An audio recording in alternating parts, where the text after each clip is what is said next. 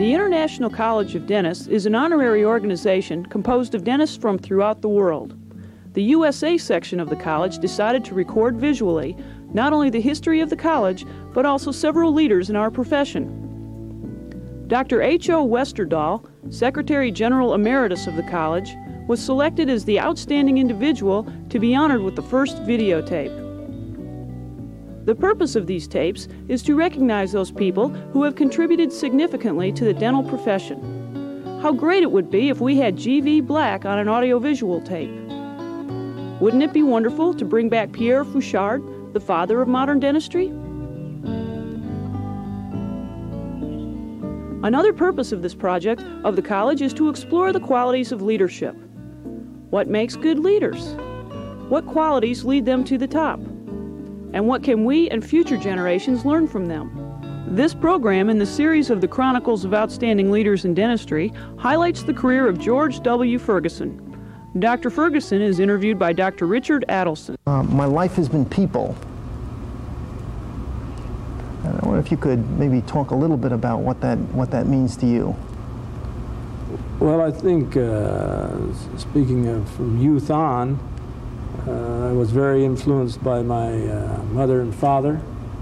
My father had come from Michigan, farm boy, had some college, was a salesman in Nebraska. My mother had no college, but been a school teacher.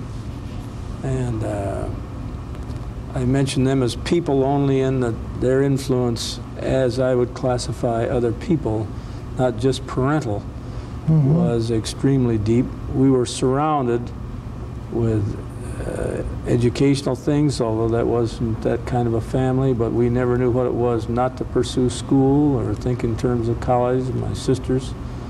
And we were certainly middle class economically, and I was brought up during the Depression. My dad moved us to a farm in Michigan when I was a youngster because he thought that was an important experience in our lives, and it was. Came back to Nebraska. And then Lincoln is a unique city, unique grade schools, junior high, high school, and in all those places I had some unique teachers. Principal, for instance, at the junior high school was a very unique person, and coaches at Lincoln High School. Then, of course, by a coincidence, I suppose, one of my close friends was our family dentist, Merritt Peterson, and he was a marked influence, even though I was just a paper boy at the time, but on through, and probably as much a motivator for my studying dentistry. And through him, Norm Carlson, who probably,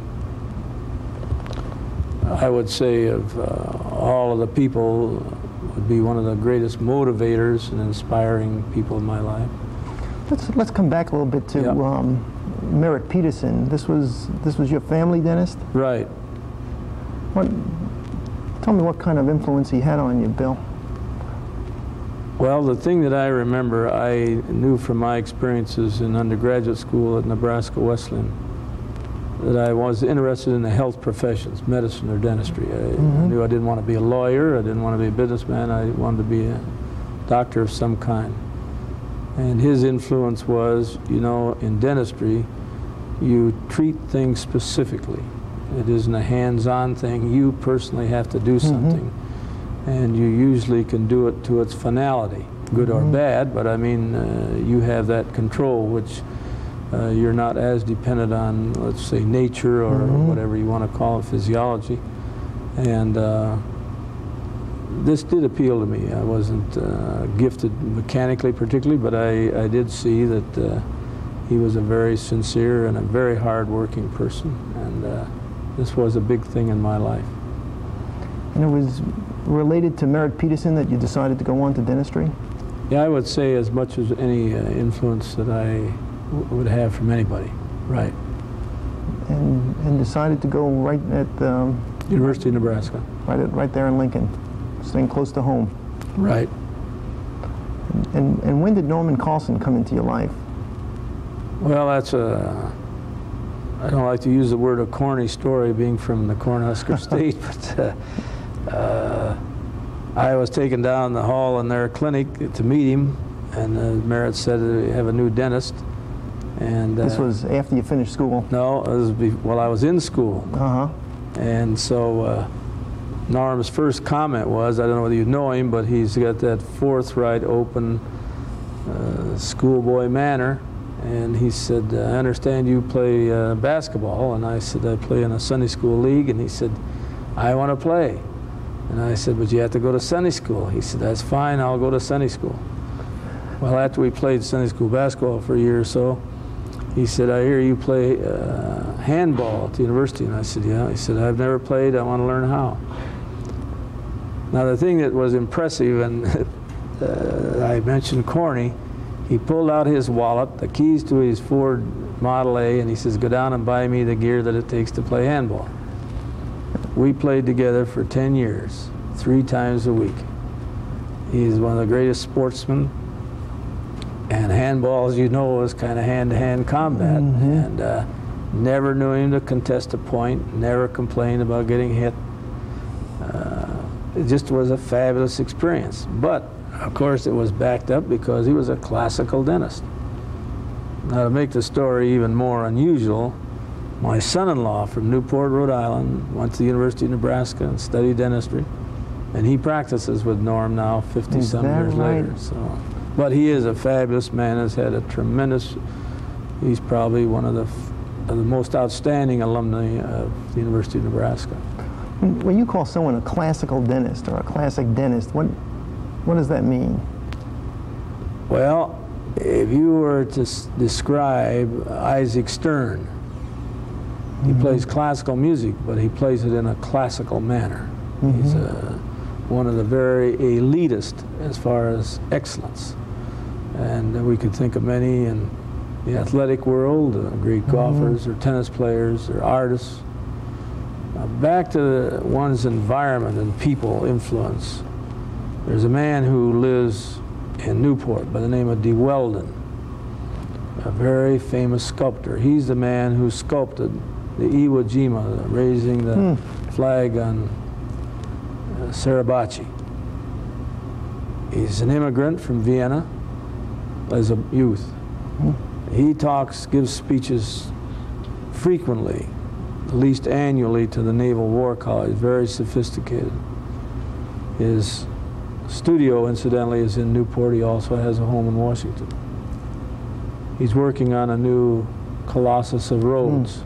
But at any rate, he made a statement one night in one of his recent talks. He said, when I was brought up as a youngster in Vienna, I was surrounded with the arts. Music, dance, music in all its forms, and sculpting and painting and so on. And he said, I don't know whether that has a big impact or whether it doesn't. But I think that this is one of the things that has been big in my life. I have had fantastic privileges of people contacts. And of course, you and Earl, you know what you fellows mean to me, but it's this kind of thing that I think if we could do something about surrounding our young people with the great men, and you may use the word greatness or whatever the word that you saw in there.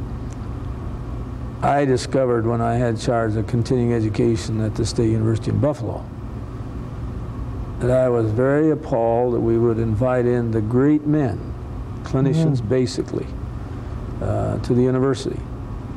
And then to just observe, it was my own program, that is, I mean that I secured the speakers, that I realized that these people could come to Buffalo, speak at the university all day, be somewhat entertained, and maybe not a single student ever know they were in town. I think that we need to tear a page out of the out of the leaves of many facets of our general lives, and I think basically of the athletic world, that it would be unthinkable that a great athlete would come to visit the campus of the State University of New York. That's not an athletic school, but let's say the University of Nebraska, a great football player would come to Nebraska, and all the players and the coaches not really have contact with that man. Plus the fact, of course, the exposure in the press, on radio, and in television is just universal. It would be impossible for the great people in coaching or in competition not to be well known by every youngster, no matter where. This is not true of dentistry. We decry that we don't have that fame and touch, but it's somewhat our own fault, sadly. In lots of ways, this videotape of you is a way of sharing you as a person who's had lots of influence on the dental profession with lots of students and hopefully, you know, members of the profession. I think if my life has been of an object lesson of what the potential might be, that we might take advantage, not so much that I'm unique, but that these experiences are, and they could be duplicated very easily if we took advantage of them. I know because we have 4 children, and they're somewhat unique themselves, but of the 4, if I would say, now, David, you're going to be in LA and look up so-and-so and so-and-so, he probably would do it. If I said this to another child, it never happened. They're just not so geared. One of my early open doors was totally one of these accidental, fortuitous things. I was at a Navy Reserve ADA meeting in Milwaukee before World War II. The ADA was in Milwaukee, and I went down and happened to see the ADA exhibit, and there was a man by the name of Wallace there, who at that time was secretary of the Council on Pharmacy. I had, of course, read about him in the ADA Journal. He came over and found out I was from Lincoln, Nebraska, and had gone to Nebraska Wesleyan. He said, "Did you ever know Harold Hansen?" I said, "Only by reputation." PhD, the previous man who was the Council on Pharmacy. Wallace took me to lunch with George Paffenbarger and Earl Schoonover and Bill Sweeney and all these famous dental materials people, just right out of the blue. That was all there was to it. That same summer, my wife and I were on a trip to both World's Fairs, New York and San Francisco. And while we were in Washington, I said, I'd like to go out and visit the Bureau of Standards. Walked in the dental materials section. Man got up from behind a desk, and it was George Paffenbarger. On his desk was his famous classical article on the silicate cement, endorsed to Bill Ferguson, Lincoln, Nebraska. Took us out to supper. This opened a whole vista of contacts that might never have happened. But through him is how I met lots of people. Easily one of the greatest men of our whole profession. You were starting to talk about like one lesson from your life, and I didn't know whether or not you wanted to talk more about that. I think that you have, everybody secretly, when they wake up at night, not being wakeful, just muse about the day or the month or the year of your life or whatever. Says, well, if I had one thing I could do, or a few things I could do, or some things that have been important, what would I like to have done? Well, of those things that I think have always been important to me is improve the caliber of restorative dentistry. My own, first of all, obviously, and secondly, to devise better teaching methods and so on and so forth. This has led into a lot of ramifications, and I think it's, I say it very humbly, but very really. And this stems back to this Norm Carlson. Soon after the 3 of us were practicing together, Peterson, Carlson, Ferguson. Peterson went into a medical center. Carlson built his own clinic, which he still is in Lincoln. I was left alone, which was a disaster to practice alone if you know anything about private practice. At any rate, one day Norm called me. Now, Norm is an athletic nut. He probably is easily Oklahoma's worst enemy. I mean, he is so favorable for Nebraska football that nobody else exists. But he liked all athletics and was a naturally coordinated, gifted competitor. And he had rebuilt the mouth of a football player, a famous boy at Nebraska.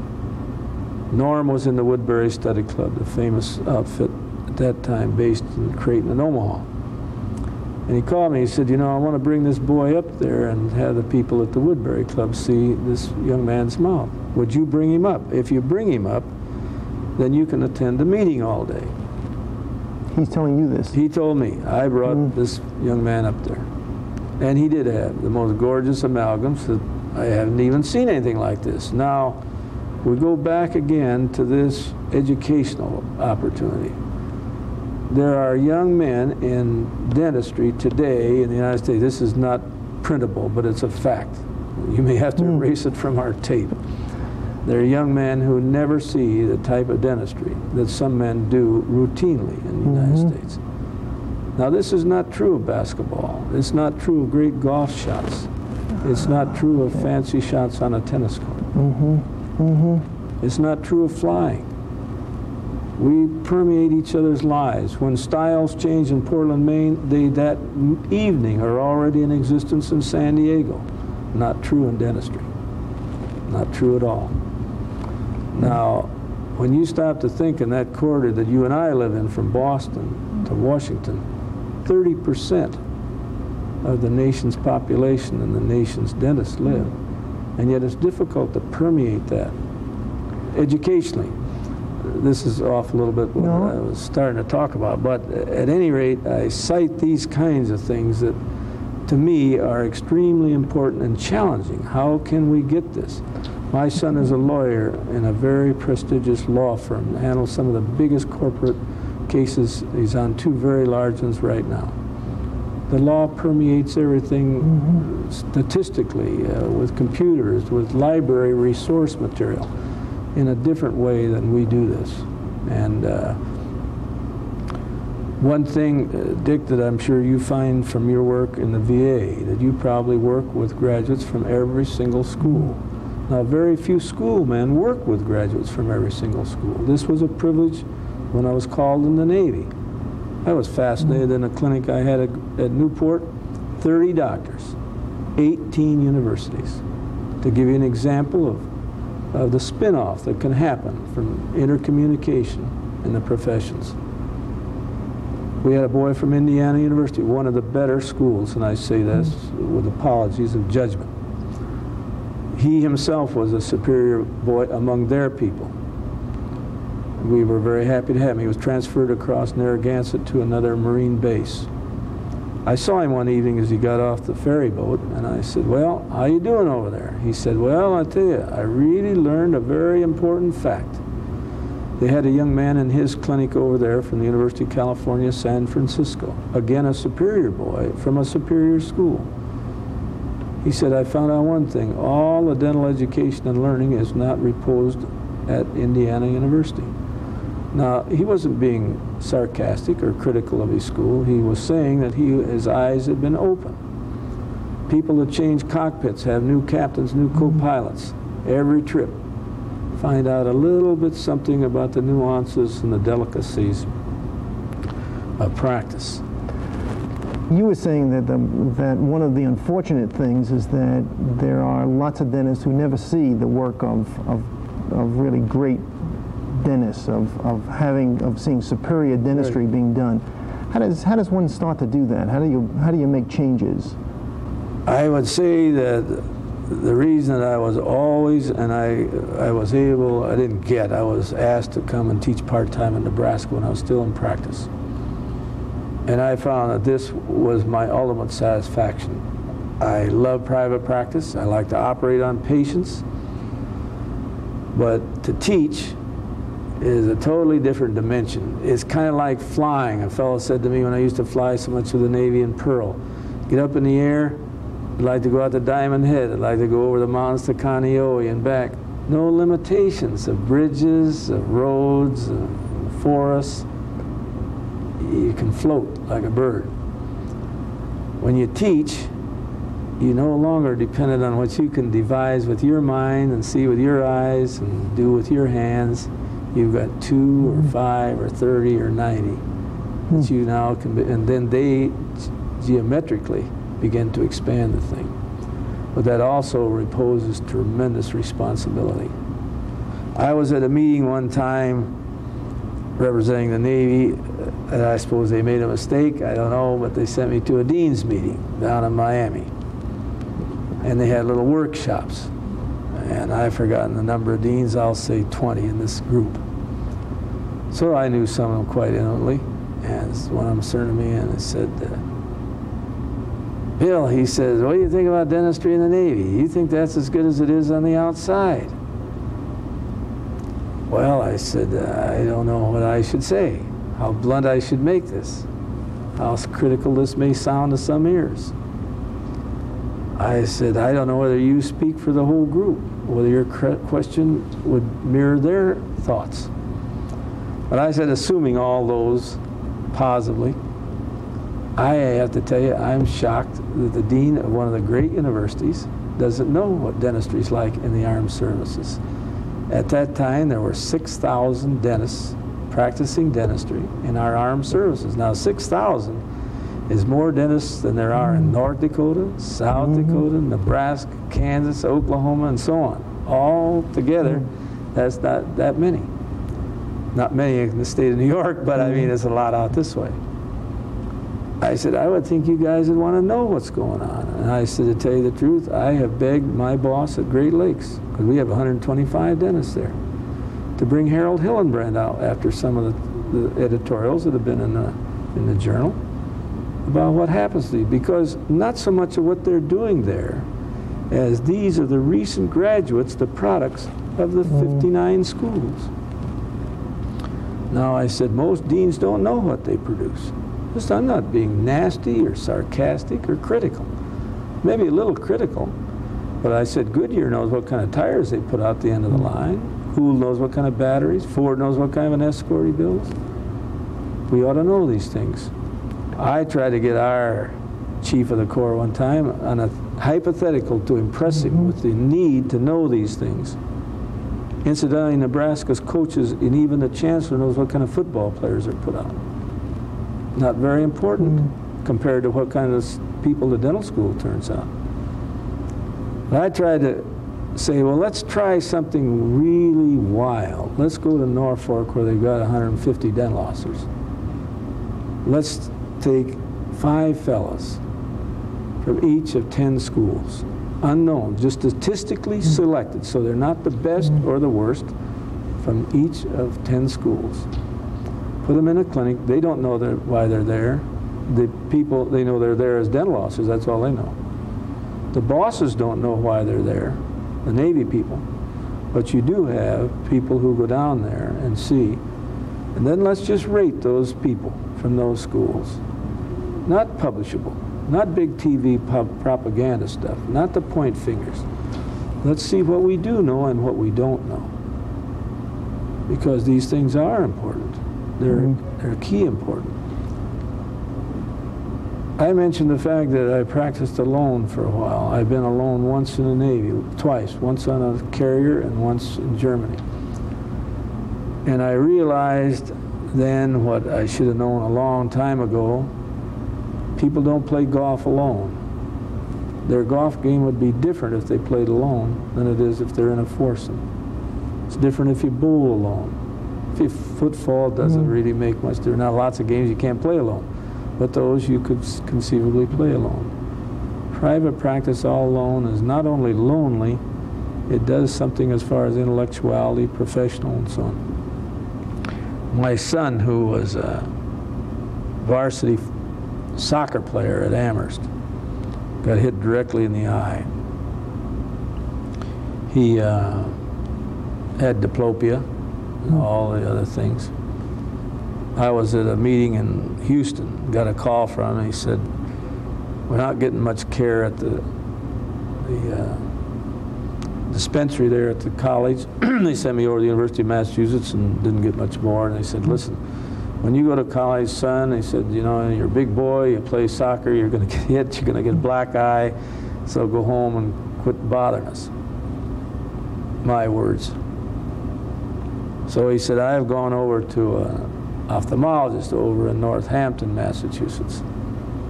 And that man says I had to have an operation. I said, well, I'm not arguing with the diagnosis because I don't know anything about ophthalmology, but I said, I'll find an ophthalmologist. I had friends at the Leahy Clinic, called him, surgeon friend of mine. He said, I'll get the ophthalmologist. So, sum and substance, he went to this man. Man operated. These implosion accidents break the fibrous membranous bone in the base of the orbit, let the muscle down through, then pinch it, and your eye can't operate. So he went in, did a plastic operation, corrected the site. A month later, I happened to be at a meeting at Harvard, and my son came down to have his last examination. And we visited with the ophthalmologist. And David said to him, you know, I'm just kind of shocked that you have to know a lot, but you have to be very skillful to do things. My son, as I said, studied law later. He had never done anything with his hands. He was a gifted pianist, but he'd never carved anything. He'd never done any kind of work. I don't think he'd even changed a tire. It was a different age. And this was quite impressive to him, his first time around anybody. And as he was taking me out to the airport, I said, you know, you just drive me crazy. And he said to this man, he said, well, what happens to the fellows that study ophthalmology that can't do these things, delicate operations? And the doctor said, they never get to be ophthalmologists. David said, how come? He said, we never work alone. He said, as I came up through, once I got through medical school, internship, and began to get into ophthalmology, I'm there with another man, or more. And if I don't have that touch, I'm eased out of the picture. Now, I'm not saying that's what we need in dentistry, but we do need something of that concept. I flew back to Buffalo, and I thought all the way home, you know, what a kind of a profound... Now, Dick, at our school, not to dwell on the intricacies of restorative and the skills involved, but on the way home, I was just really upset. You know, what was going on in my division, see, with operative and crown and bridge and prosthetics and so on. I didn't have to wait long. Some of the junior people came in and said, you know, we got about 10 in every class. They don't seem to begin to do these things. So we put on a night shift, had volunteers, seniors, and some of our own staff come in to work with these people. The thought being slow learners, slow skill accumulators, and so on and so forth. You talk about the things you want to accomplish. About that time, a big, husky Hungarian Jew came in to see me, a PhD, psychologist engineer from our engineering school. And he was sent to me by the prosthetic department. He was a man who was renowned as a skills analysis man. What was his name, Bill? Sal Vendy. He's now at Purdue University. He's very famous now. And he said he began to think, you know, the university campus, there are a lot of people besides engineers and technicians and industrial people that use their hands for skill operations. And he said probably the people who use their hands the most are the dentists. So I'm going over to the dental school. Went to one of our very fine prosthodontists, who said to him, oh, I'm too busy for that kind of stuff. He says, you go out and see Ferguson, he's kind of nutty. And so he went up to me. And I said, well, I probably am a little bit kooky, but I said, I am very much interested. I had talked to Bosch and Lomb and Time and General Electric. How did they do this? I knew that Western Electric had done some in skills testing.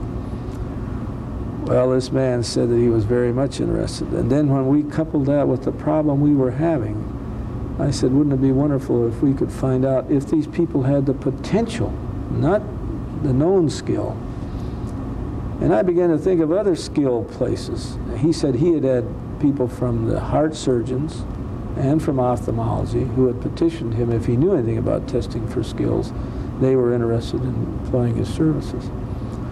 He later was given a contract and has worked with Western Electric on their assemblers for handsets and all their electronic work, and with some of the television industries and with atomic energy and their fine welding and so on. But I thought that skills analysis testing as part of, to back up the old failed chalk testing, maybe we could go into this. How did that work out? Didn't work out at all, because unless you are dealing with people whose work is still in skills and who appreciate skills. If, for instance, the director of the Boston Symphony didn't think it took any skill to play the violin or the flute or the clarinet or something, he wouldn't hire skillful people. What difference does it make? Now, you're a New Yorker, and if I asked you, what kind of skills testing do you think that they do at the Juilliard School?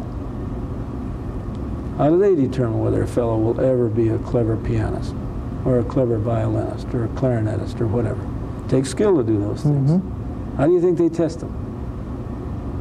By the School of Hard Knocks. Yep. Those kids are trying to play the violin at 3, at 8, at 14, and so on. They never get down to Juilliard. And what do you see happening in dentistry? I don't know. I would give anything if I could get somebody interested in working. I say Salvini because I know his setup real well, but somebody who will try to revive not the chalk carving necessarily, maybe so, maybe not, but that type of thing to complement the scholarly thing, as my son so aptly defined it, to get the people who know a lot and can do things. I heard you saying something like possibly people aren't interested in skills. I think if you analyze the program at the AADS, you'll see that most of the program has nothing to do with the skills part of practicing dentistry. And I think that probably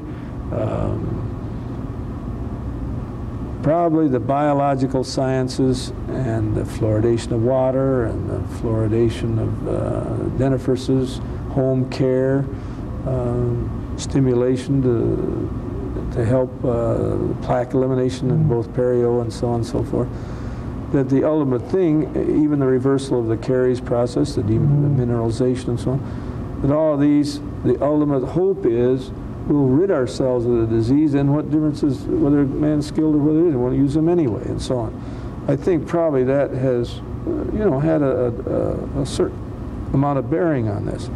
Plus the fact, Dick, that unfortunately any of the surgical skills, any of them, whether it's neurosurgery or whatever it is, they're hard work. They're terrible responsibility. And whether we like it or not, those talking parts of dentistry are a lot easier physically, they're easier spiritually, and they're easier mentally. What do you see happening to operative dentistry?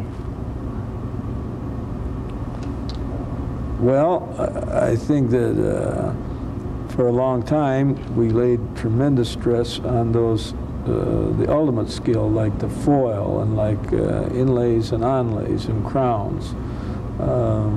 Even amalgam requires the cavity preparation required. When the resins came along, of course silicates were big in their day to patch things up, and we did a great deal of that. I thought we did a great deal in this country until I lived in Germany 3 years, and when I looked in German mouths, they had silicates that we would never have dreamed of. But now we're doing this with the resins. And of course, when high speed came along and opened up the tooth removal with simplicity, with ease, then of course we went to full coverage, and then we take an impression quick and send it to a laboratory and on its way. But I think that we know what's happened to dental health from some of those abused techniques in themselves, not abusive, but easily lead to abuse. As to what I think will happen, I think probably that those dedicated people who gain satisfaction from doing refined, exotic, careful operations will try to keep those things stimulated as best they can through the schools if possible, study clubs, and so on, and whether there will be any renaissance of them and resurgence, that will depend on the resourcefulness and the energetics of the people who are involved. Do you see a change in the quality of operative dentistry? No, I don't think that I see very much. I think it's that, as you know, is statistically a very, very difficult one to measure. When we were seeing the last big group of incoming recruits at Great Lakes was during the Korean War. And they were seeing several thousand initiates every day.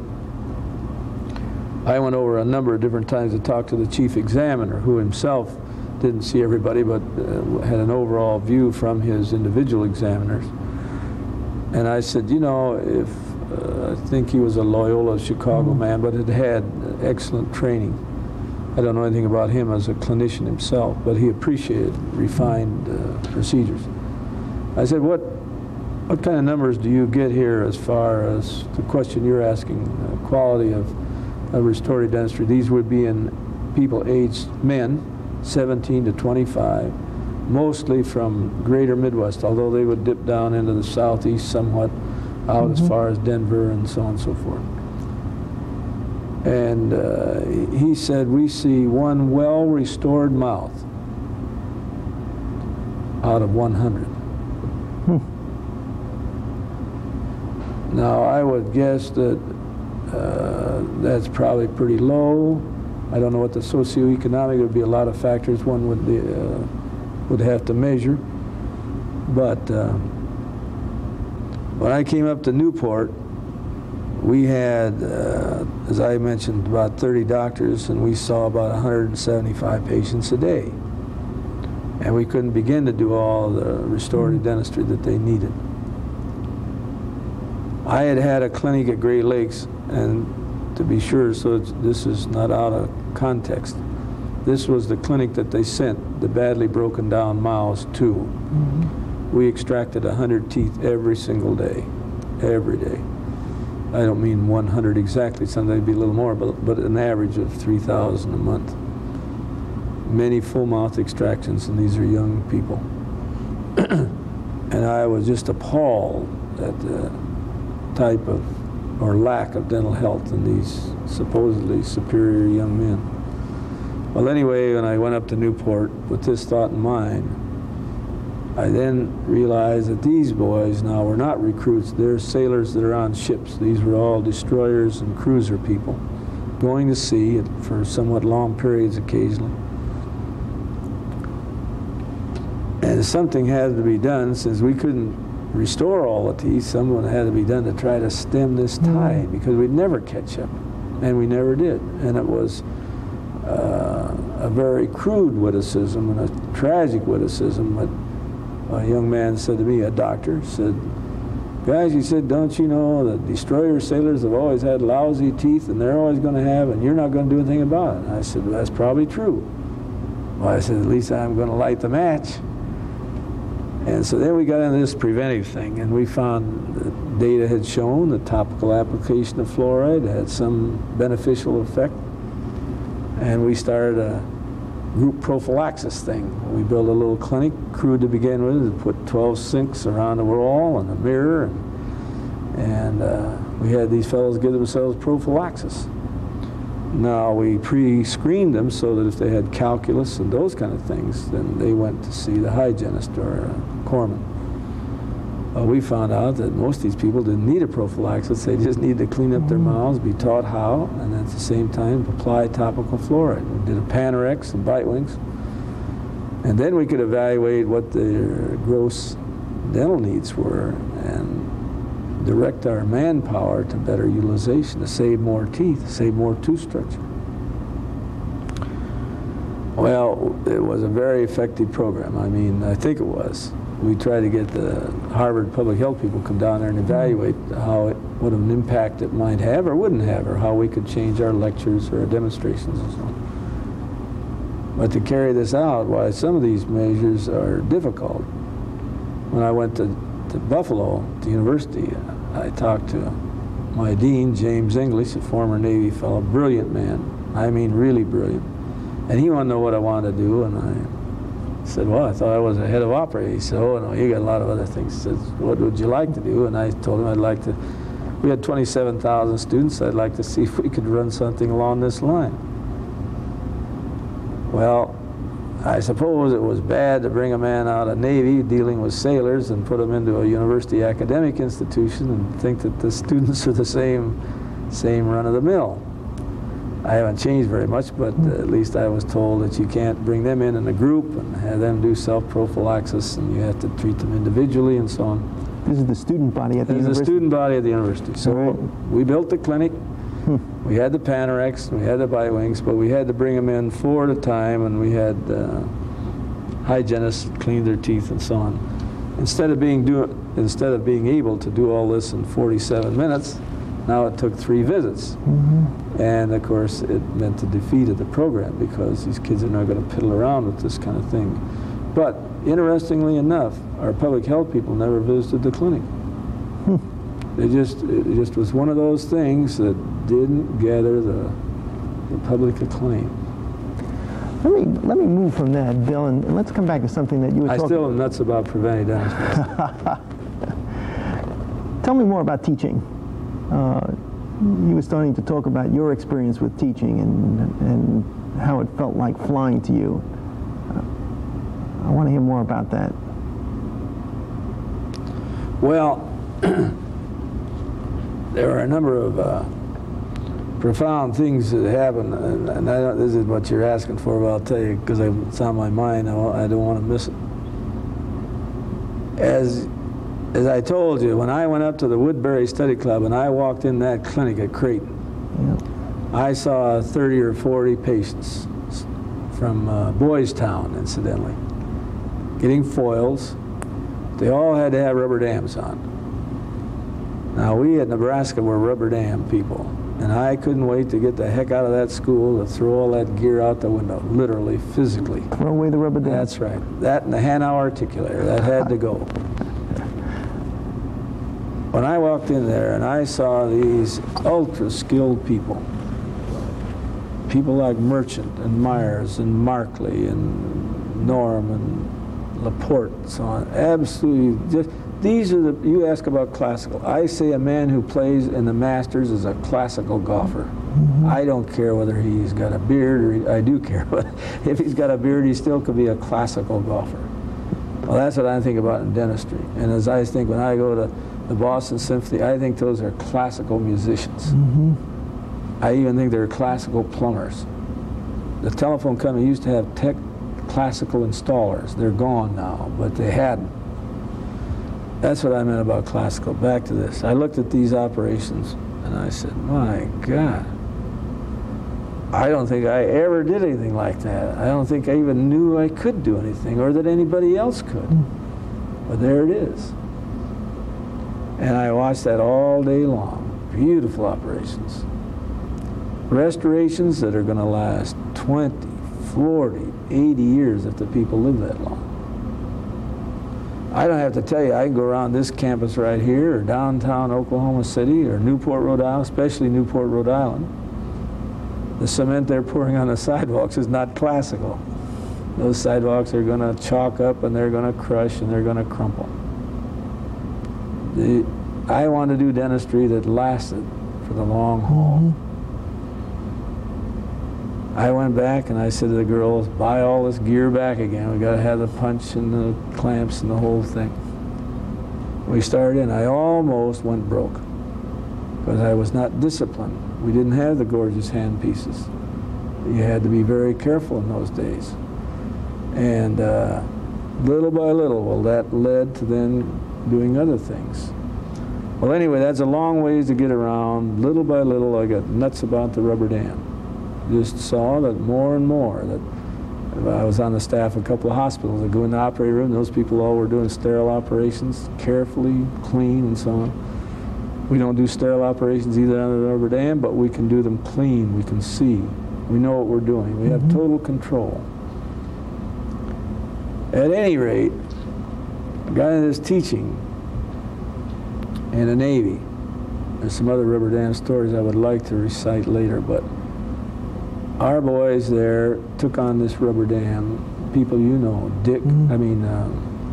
Pete Cunningham and John Osborne, Roy Wilco, and he developed a very fine Shirley Birch had a very fine manual.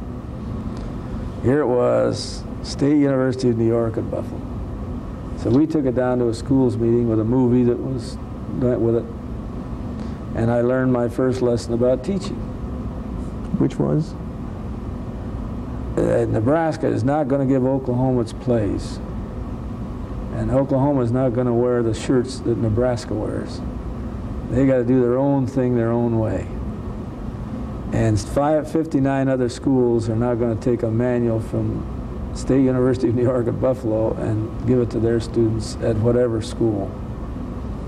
They want their own. Their professors need to publish or perish. They're not going to take our material.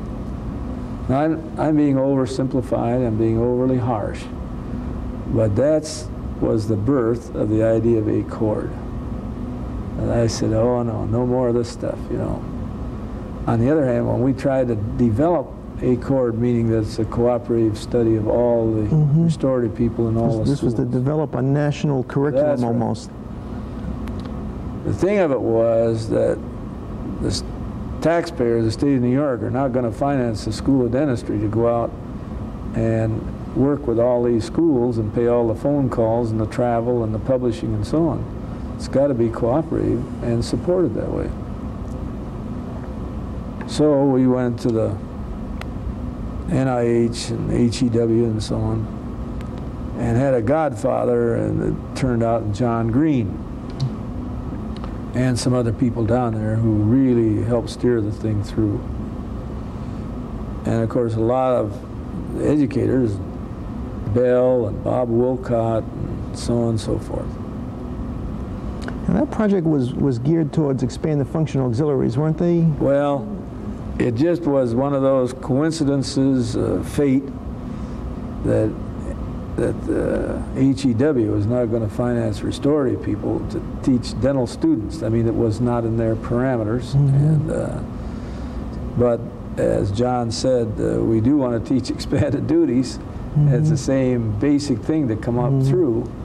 And so they eventually got us, in round numbers, $1 million to finance the project. Now, interestingly enough, about the schools thing, it's a fascinating thing. And these are not conclusive facts that I'm telling you. They're just kind of a little, maybe somebody will pick up an interest to study them a little more. The ACORD project was all accomplished, all right, and did develop the materials. But as such, they didn't sell an awful. Every school didn't suddenly go to the government printing office and buy all the stuff. Some of them bought one copy and then copied it for themselves. So nobody really knows whether the stuff, the validity of it, and what the impact was. That's right. But I can only tell you a very crude story, and today it's kind of laughable. At the time, it kind of hurt me. I was visiting in a city in which there's a dental school, and just accidentally stopped in to see a close friend of mine who was the chairman of restorative. On his desk was one of the manuals, and he was copying it longhand.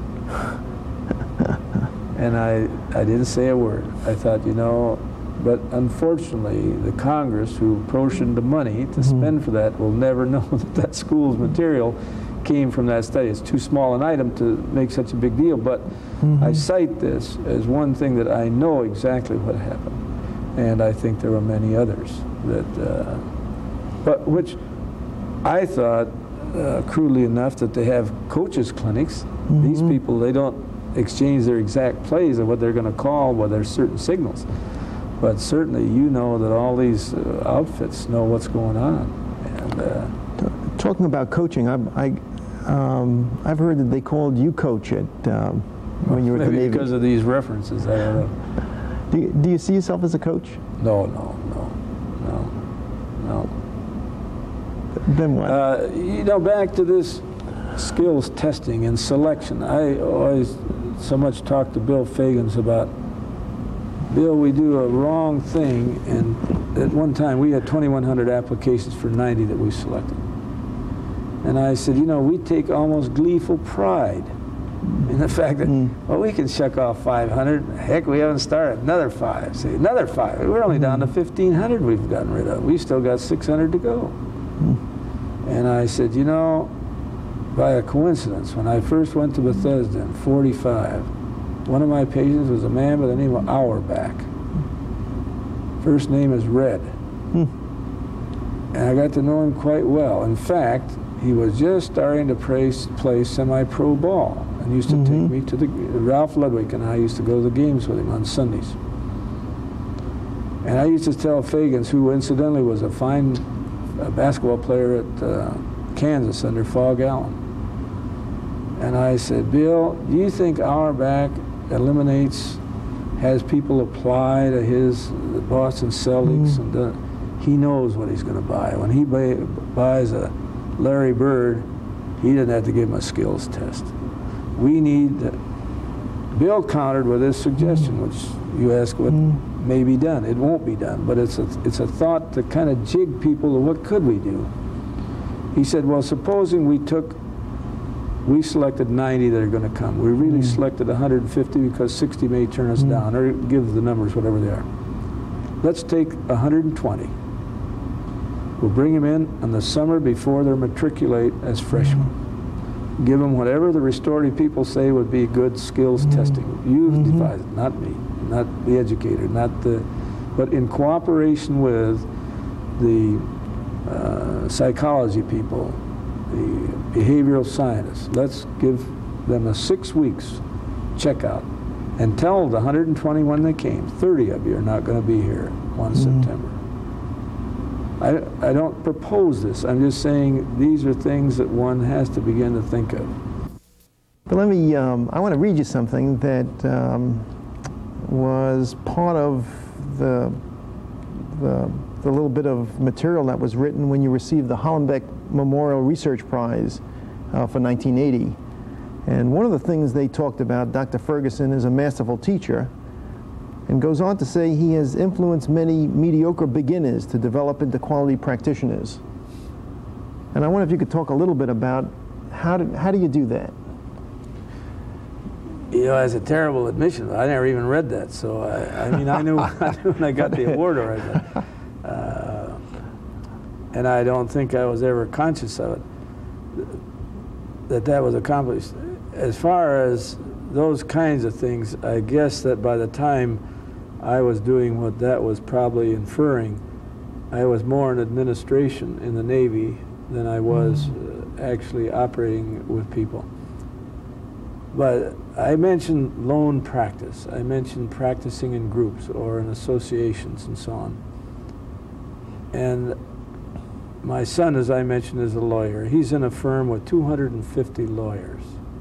My daughter is a lawyer, a corporate lawyer with the telephone company in Minneapolis, a number of lawyers, and they work together all the time.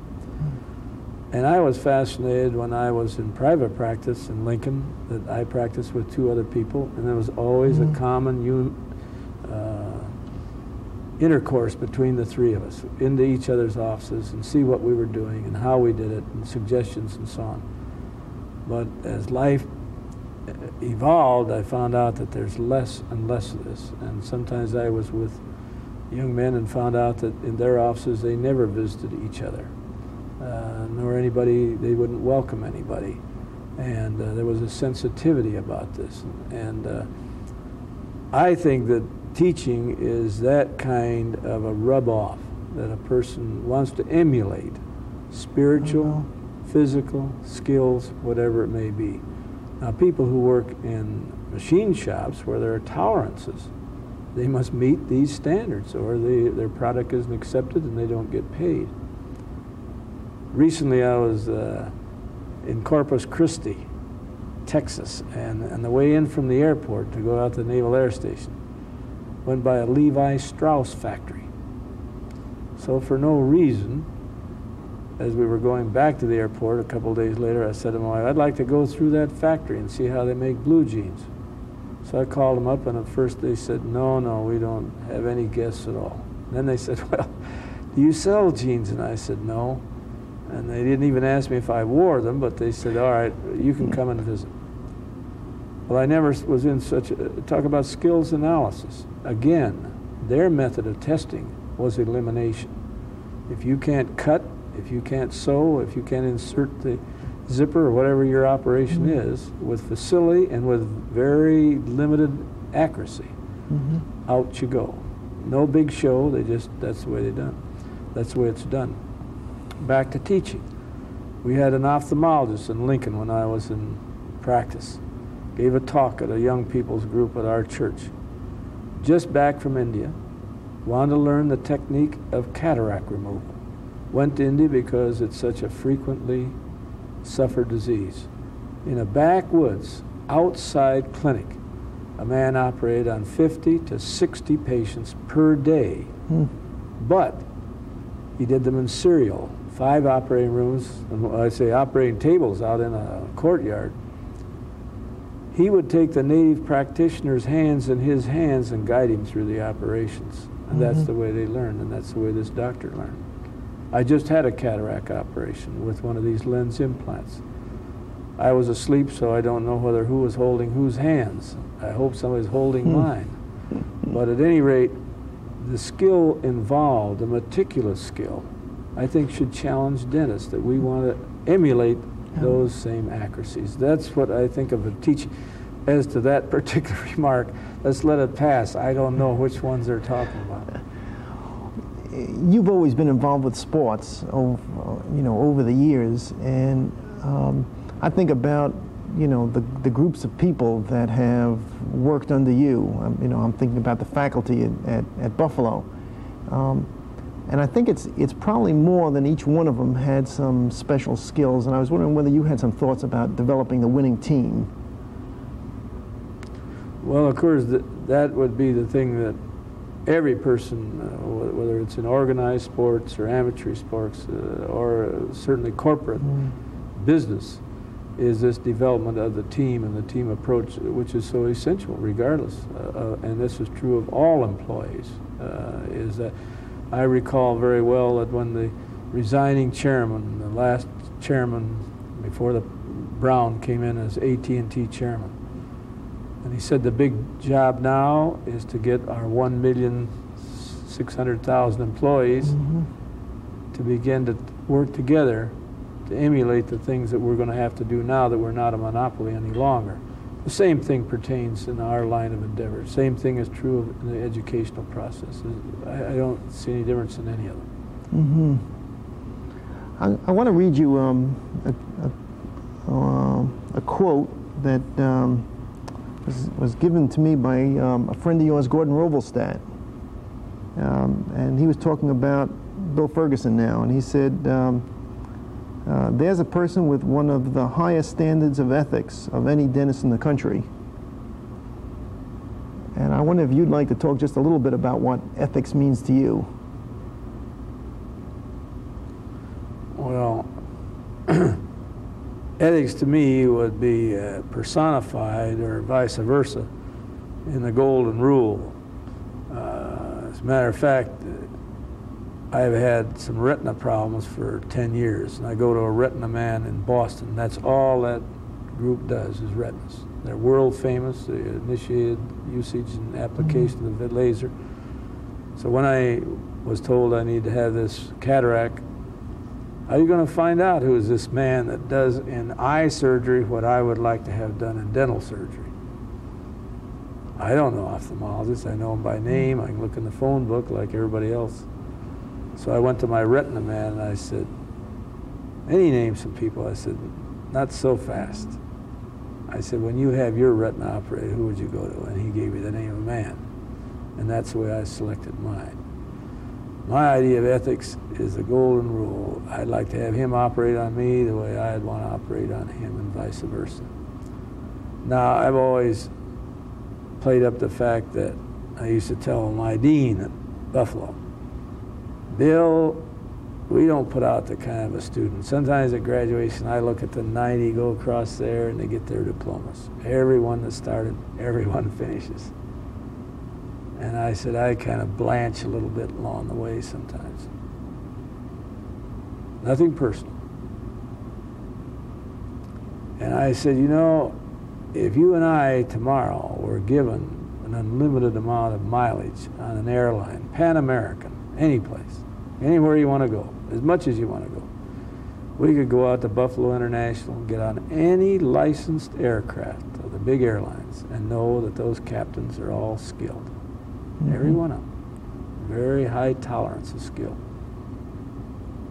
Now I said, unfortunately, you can't quite compare that to dentistry, because They ride in the same airplane with you, so if they're inadequate and they go down with you. When I do a bad operation, I don't go down with the patient. But in general, this is what we're talking about. I think this ethics thing is a matter of internal morality. Not goody-goody, not whether you take a drink or cheat on your income tax, but this thing of developing your own capability, your knowledge, and your skill to carry out the procedure, whatever it may be, diagnosis on through. That is my idea of ethics. Well, don't you think the morality is more than just the skill?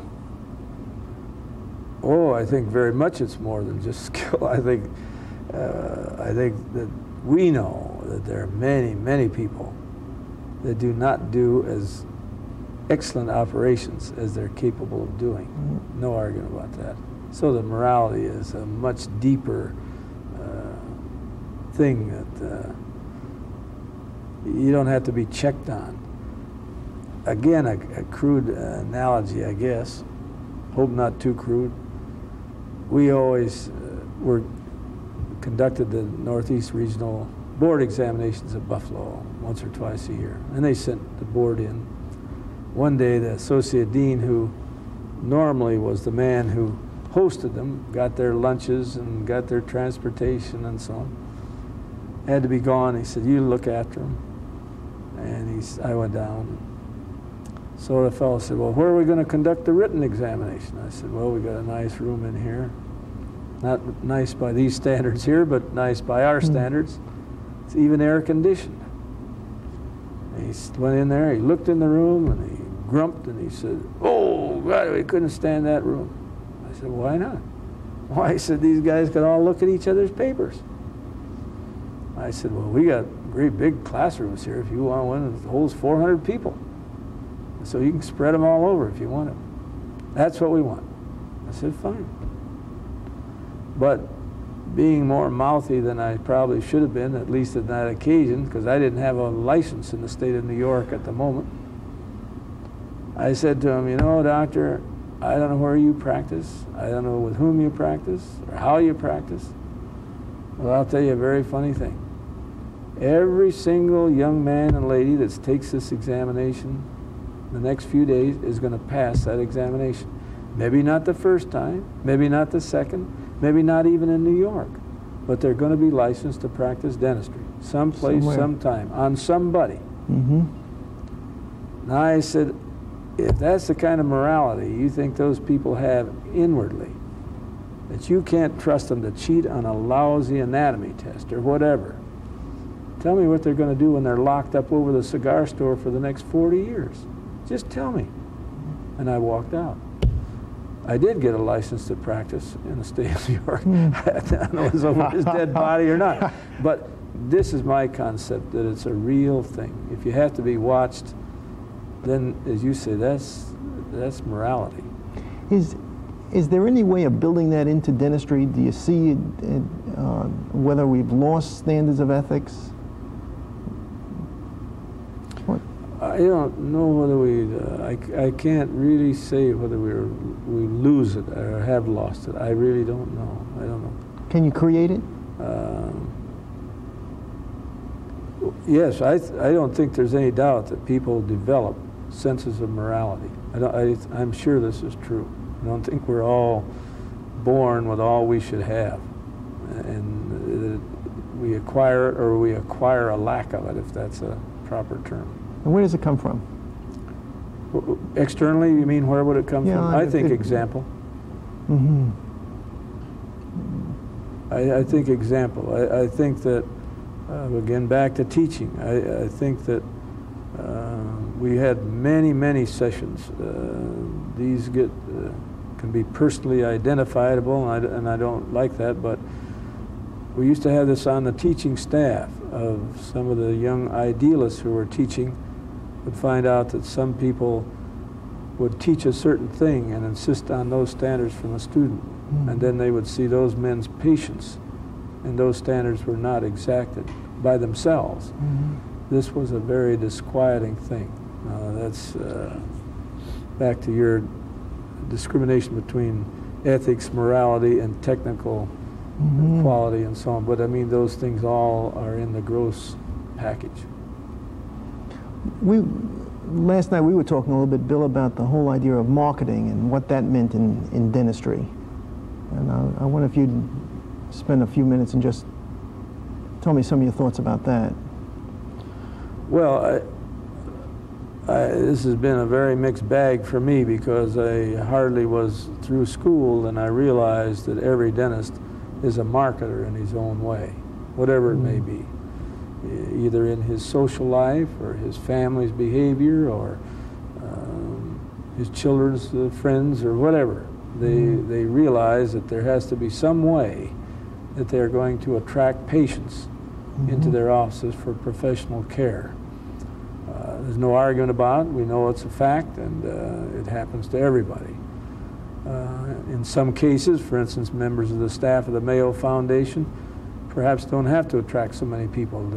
There's an aura of greatness about the institution that draws the people, and then they have the privilege of giving them their care and services.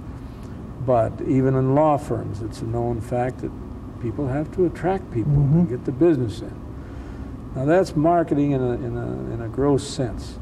On the other hand, the other side of it is that people who sell breakfast foods, automobiles, tires, whatever, any kind of services, they resort to systems that are a little bit different. But I think that anybody who settles down thoughtfully and carefully and says, well, do you think that the relationship between an individual or his group in the health care of this individual or members of his family or other people, is this in the same category as the merchandising of underwear or whatever we're talking about? I personally don't think so. And therefore, I think that the marketing system of necessity has to be different. I, of course, was brought up wrong. In the city of Lincoln, we had 2 advertisers. They were terrible dentists. They were fairly well-to-do and quite successful, but their dentistry was just abhorrent. But we had people who were highly ethical. I mean, by the definition that the Dental Society has, and their dentistry was probably no better. So it's that isn't quite the differential between cause and effect, I'll say. But I have to say, to be a little more definitive and a little blunter, I decry the marketing that we've gotten involved in, the so-called marketing. I don't think that's the way. What do you mean, dentist advertising? That's right. I am very much opposed to it. I don't think it leads to the right appreciation. We're always talking about dentists are not appreciated. I always remember one time when I was in Korea with a Marine Air Wing, went down to visit one of the clinics under my administration, and of course it was field equipment, very hot and dusty, and not the finest of circumstances to practice. But this young man was a graduate of Northwestern, just restored some sergeant's mouth, and he asked me to come down and see what he'd done, and I did. Beautiful dentistry, very, very fine. And I complimented the doctor and mentioned it to the sergeant, and he sat there politely until he figured it was long enough, and then he jumped out of the chair and he turned around to me and kind of in an offhand remark said, "My God," he said, "if you'd only pulled them all out," he said, "it saved him a lot of back trouble and me a lot of headaches." Now, this is not appreciation. This is not marketing. Somewhere along the line, we didn't get across a message to this fellow of the value of his teeth, the value of the... I don't mean that the doctor didn't do it properly. He obviously didn't, but it's a whole chain of things. How many kids drop out of high school? It's a lousy thing to do, or whatever, for the same reason. It's a question of appreciation.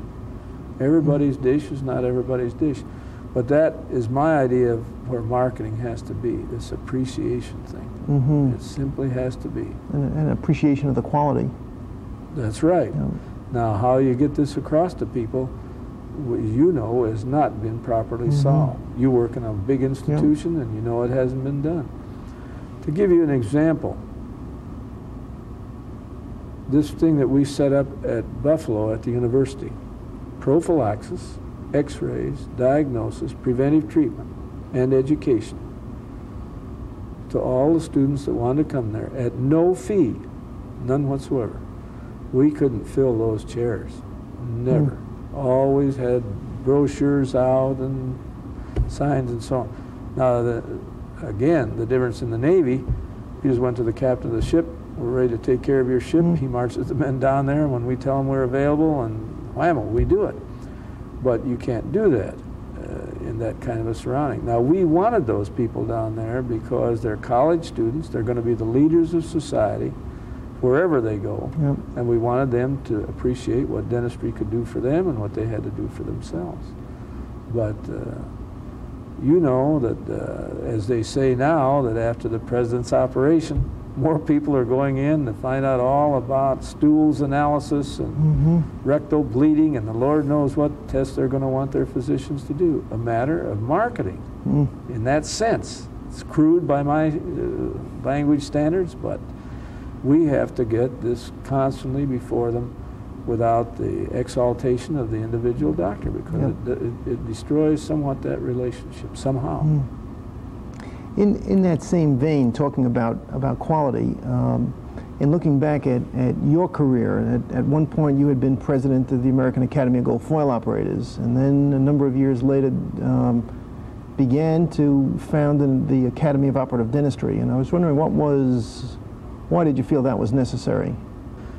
The Foil Academy was started in St. Louis at a meeting. And I recall specifically that Charlie Stebner and I, amongst maybe perhaps others, were very interested in having foil because of its association with rubber dam, believe it or not. I mean, you can't do foil without dam, and so that would initiate more emphasis on the use of the dam. And so that if that had not produced the Foil Academy, that meeting, which I was not the key person by any stretch of the imagination, then we kind of envisioned that we might start a rubber dam society or something like that. I was very much interested in foil, still am. I think it's a marvelous therapeutic agent. It's not meant for the masses. I don't mean masses of patients, that too, but all people are not disciplined and not able to discipline themselves to do that, and don't have the patience. I don't mean patients, I mean patience within themselves. The Foil Academy, again, by the same token, is a limited group of people, always will of necessity be, or it looks like practically will always be. I felt that we needed something for the masses now of practitioners, because of a grosser approach. There are other materials therapeutically that, for instance, I don't know what it is today, but a few years ago amalgam constituted the most used restorative material of all restorative materials combined, all of them combined. There are more amalgam used. Well, obviously, there should be some kind of an outfit that talks about inlays, onlays, and amalgams and so on. And so I was extremely pleased. I'm not the political, although I have been president, as you mentioned. That's been a spin-off, an accident of fate, and probably couldn't find anybody else. But yeah, you're not going to fool me.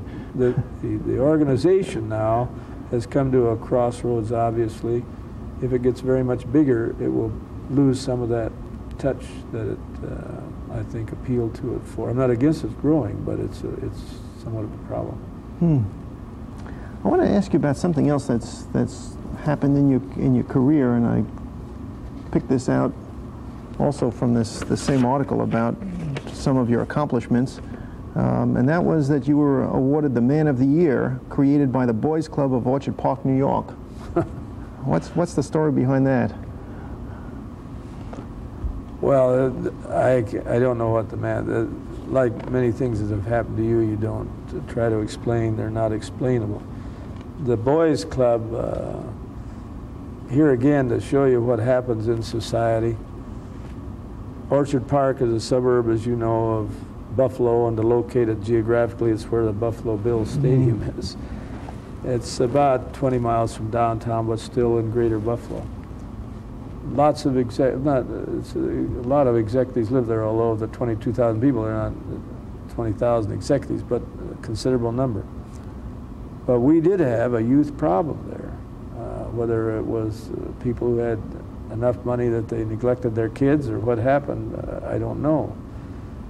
I didn't sense this. I don't know why. I was living in the same society with the rest of them, but a policeman, young fellow, came to me with an executive of the telephone company and I guess a few other people, I don't remember, and said that we need a boys club. And I said, I think that the parents ought to stay home and look after their kids, give them something to do, and quit having more clubs. But at any rate, it turned out that we did need a boys club, and so I got involved in it. I can't explain that. I don't know. There's no reason for it. But you did get the award, though. I did get the award. That's right. But it turned out to be a great thing. I have here a quote of yours. Earl Collard gave to me, and I want to read it, and then I want to ask you about what this means to you. It says, "Seeds have to be planted before the plants will grow." When I was in Nebraska Wesleyan, and we were had some very, very old buildings with some old classrooms, and up on one of the chemistry lecture rooms was a sign no bigger than this. And this is probably not even remotely an exact quotation, but the idea is there. That he who plants a grain of corn and has confidence that will produce a corn stalk believes in God. Now, whether that engendered this comment, I don't know. But coming from the Cornhusker State, it was an apt phrase, but it has never left me, and I'm not a Luther Burbank nor a botanist of any dimension at all, but I think that seeds are extremely important. Because again, going to Nebraska with all the seed breeders, and whether it's wheat or corn or whatever it may be, you're very conscious of what kind of seeds you do plant. And I think this is true of young people. I think it makes a lot of difference, the influence. You see an analogy between the seeds and students? Oh, yeah, sure. Yeah. You asked a question I know I didn't answer properly, and I don't know that I could answer it even if I try now, but what do you do with a fellow that you think is mediocre and he's already a dentist? He's got a degree. You condemn him to the fire for the rest of his life, or what are you going to do with him? Now, fortunately, everybody that goes out and dubs a few shots on the golf course isn't destined to be a lousy golfer. I mean, we had a fellow that was a patient of mine in Pearl. He was the skipper of the fighter squadron on the Saratoga, and they came in from the South Pacific, and he was referred to me. He was a bull of a man, no bigger than I am except heavier, but he was powerful. He was an All-America football player at Annapolis. He was a hypochondriac. If he had a scratch in a football game, he had to go over and have the physicians and everybody put some mercurochrome or something, patch it up, do something. It didn't need anything, but he had to have it. And so they sent him over to me as a patient in Pearl. So one of the men that knew him, I never heard of him, said, "You're not going to take care of this guy." I said, "What do you mean I'm not going to take care of him?" He said, "Well, you aren't." And I said, "Why not?" He said, "Because he won't sit still. He's a skipper, and he's used to going, and he's a fighter pilot, and he's full of dynamics, and he's yelling and roaring and smoking cigars and always raising Cain, and he's not going to sit there." And he said, "When you think of putting a rubber dam on that guy, you have lost your mind." So I said, "Well, okay." So he came in. We took some bite wings, and he needed his mouth rebuilt. Obviously, everybody else had gone on the same philosophy that he would never take anything, so he'd been neglected. So we started in, and I told him what needed to be done, and he said he didn't have time, and I said, "You know, it's your proposition. You're the boss. I can only operate when you sit still." And I told him the story had ended. Back to this marketing thing. No two ways about it. Although if he didn't come to me, I didn't care. Now, if I was downtown paying rent, I would care. So I don't try to say they're comparable. But he finally said, "All right, I'll sit here." He said, I'll be here at 7 o'clock in the morning. I said, fine. So he came over, never a squawk. I rebuilt the guy's mouth. But then I found out the man's story. He did graduate from the Naval Academy. They couldn't flunk him out. He was such a great football player, so he had to graduate. He said, my only reason for being in the Navy, I want to fly airplanes. You're too dumb. So he did get into Pensacola.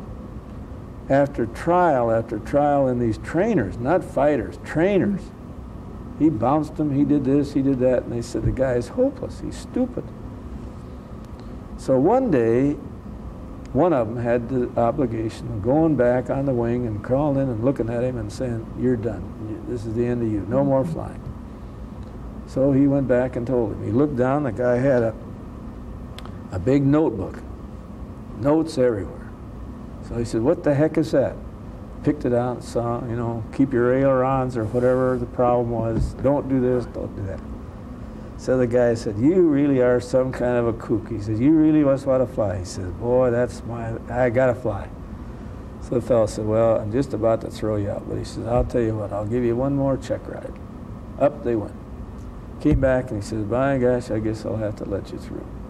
This guy was an all-American flyer.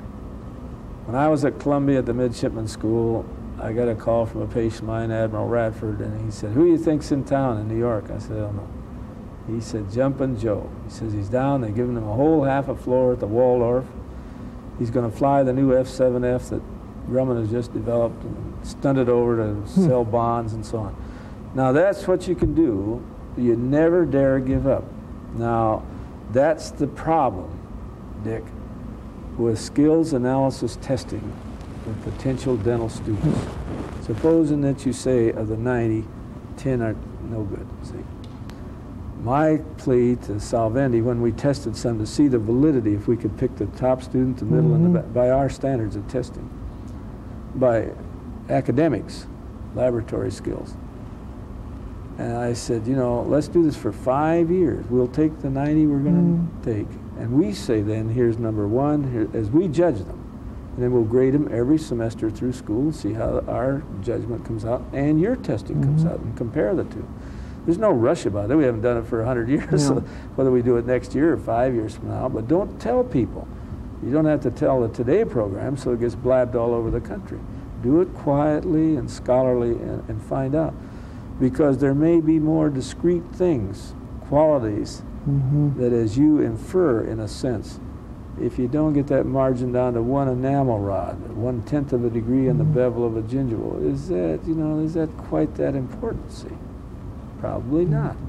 Somewhere in there we've got to stick to a standard, but you know that as you get into whether it's a 727 or a 767, that guy doesn't taxi every one of them. He doesn't climb always with the same finesse, avoid the same clouds.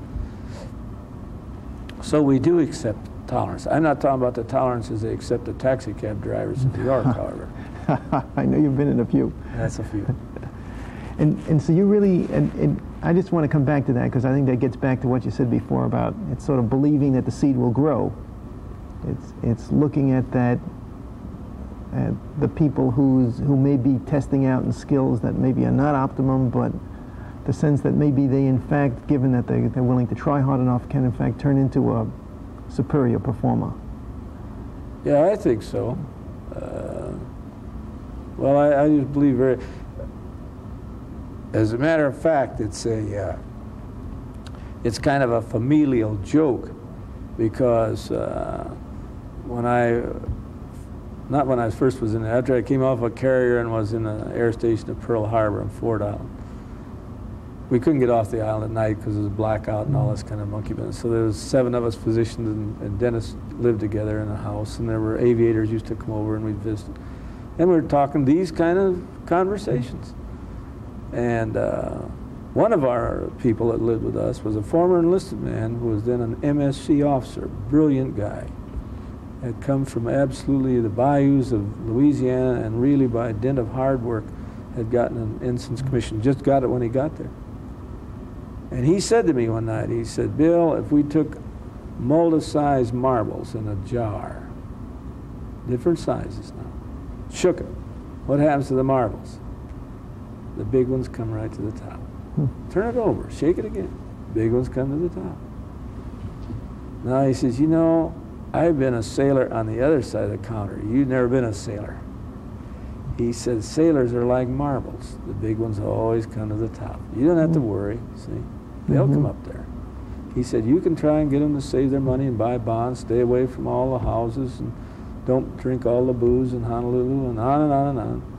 But he said, the good ones are going to come out, and the lousy ones are going down the tube, see? Now that's probably somewhat true. Unfortunately, it's kind of true, see? I've always been on the basis, yeah, but I hope that guy wipes that bowling alley real clean, because if there is a grain of sand and diverts my ball a little bit, I might have been a strike, see? Give that guy the break and get the sand out and help him a little bit, see? I don't know how it works. My wife says, you better listen to the marbles, see? But I said, every guy potentially can be an O.J. Simpson. He can't, see? He can't. Every kid that wants to play football can't be an O.J. I now know that. I got to accept that, see? Yeah, but it's worth a try. See? You don't know which one can. Yep. Incidentally, back to marketing. Did you notice the headline the other day? I was going to say the chairman of the Joint Chiefs of Staff, the Chief Justice of the Supreme Court came out about advertising for lawyers. Did you notice that one? I sit on a board, and one of the people on there is an 84-year-old attorney in the state in which he practices. He's probably easily #1. Brains, judgment, success, everything. He has helped put together some of the biggest corporations in the United States. He turned to me one day and he says, say, he says, what are you Dennis going to do about that advertising? He said, it's going to ruin law. I said, is that right? And he said, yeah. I said, we aren't going to do anything about it because I understand that the law says you can't interfere with these guys. They do as they darn please. But at any rate, it isn't going to ruin us because it's a bad thing. It's going to ruin us because we're bad to do it. That's my opinion.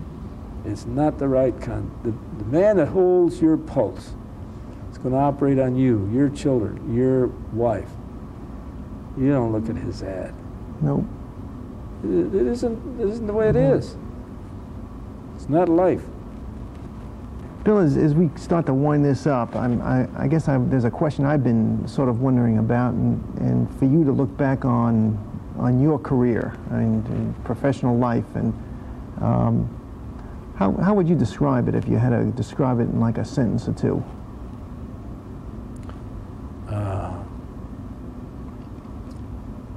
God, I guess I couldn't.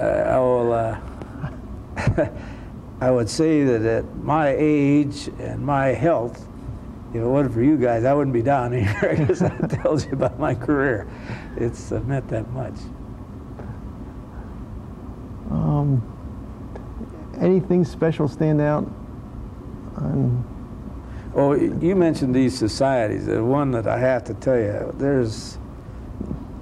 it may not be humorous outside this room, I don't know, but one outfit that I'm not a joiner. I've only belonged to a few things, but I always wanted to be in the Academy Restorative Dentistry.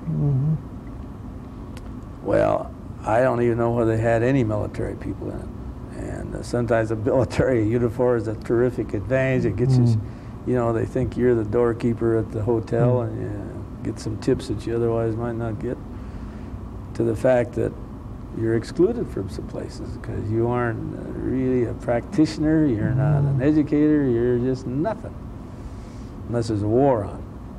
Well, at any rate, I mentioned all this because I did have a lot of friends in there, and they did invite me, and I did get a lot of free passes. And when I didn't get any, well, I found out they didn't know whether I was a framed man who was supposed to keep track of the ticket holders, and so I could go around through the service entrance and walk in the back through the curtains, and they didn't know that I didn't belong there. They thought I was one of them. But eventually I did have friends enough that got me in. I was almost defeated because one time I brought some of these young staff, I guess there were 5 or 6 of them, to the Chicago meeting. And they knew I was going to this restorative, and they all said, that's the meeting we want to go to. We don't want to go to the Chicago Midwinter, we want to go to that academy. I said, there's no way you can get in. No, not possible. They found out that in that lecture room in the Hilton Hotel, there's a balcony up there. It's closed in with curtains. I didn't know it was up there. They snuck in up there, just peek out the curtains and watch the whole proceeding, all the lectures. So I thought when I found this out, if any of the old guard found this out, why, that would be the end of me. But that's one that has meant a great deal in my life. Bill, any misgivings when you look back? Anything you would have done differently? Oh, I suppose I could redo almost everything I ever did, you know. Incidentally, there's one thing you talk about redoing that's a terrific advantage in the Navy. When you do an operation, you sign it on the man's health record, which is permanent. Mm-hmm. It goes with him, and so if he stays in the Navy 20, 30 years, so they go back in an MO and a lower first bicuspid Ferguson, say they know who did the operation. Well, there again, that's a small little thing, but it does change things. Mm-hmm. And that's how you knew who some of these guys, my dear friend here from Oklahoma City who spent some years in the Navy knows what I'm talking about. It's very interesting to go down a man's health record and see, you know, which operations you did, and so on. What sort of agenda do you have now? Is there anything that you feel that you still need to accomplish, and or something that you're working on?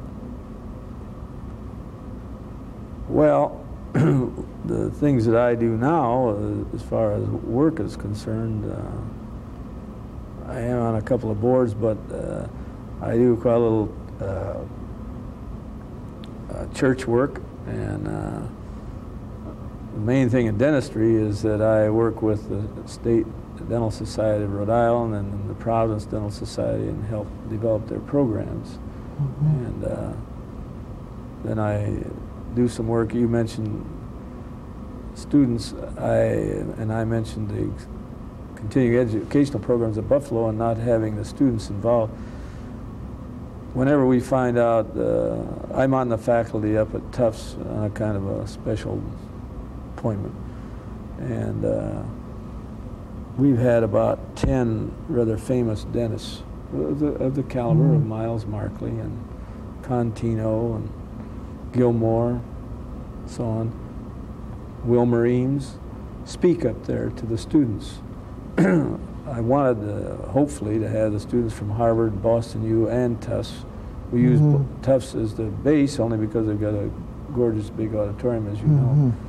And I think that we usually have about 75 to 100 of these students, and then afterwards they have a little fruit and beer and Coke and so on, and mill around with the... and get a chance to meet with the great men. That's right. It's an amateurish thing, but at least it's a gesture in that direction. Well, I'm glad I had a chance today to meet with one of the great men. Well, you're awfully generous. And again, I want to thank you and Dr. Hopkins and Earl the Pearl. This was compliments your academy. I think that's... Well, I think it was a nice morning. I enjoyed it. Thank you, Bill. You're very welcome.